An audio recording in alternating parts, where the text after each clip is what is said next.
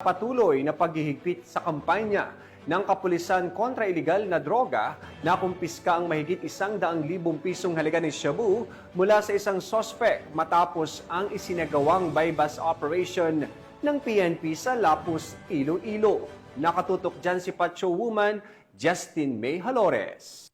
Arestado ng mga kapulisan ang isang drug suspect na kinilalang si alias Carlo, 42 anyos, may asawa at residente ng Barangay Barrio Obrero, Lapus, Iloilo City matapos ang matagumpay na ikinasang bypass operation ng Iloilo City Police Station 8 sa Barangay Lobok, Lapus, Iloilo City bandang alas 7 ng umaga nito lamang 5 ng Hulyo taong kasalukuyan.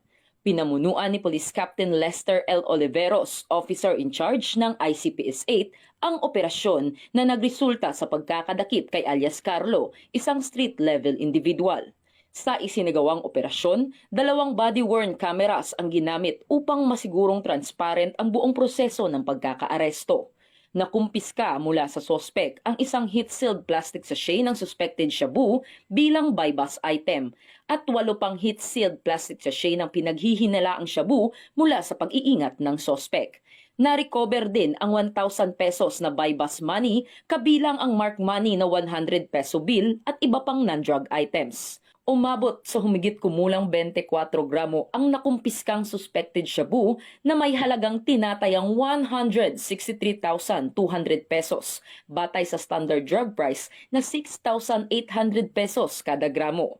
Ang suspect ay kasalukuyang nasa kustodiya na ng ICPS-8 para sa kaukulang dokumentasyon at mahaharap sa kasong paglabag sa Republic Act 9165 o ang Comprehensive Dangerous Drugs Act of 2002.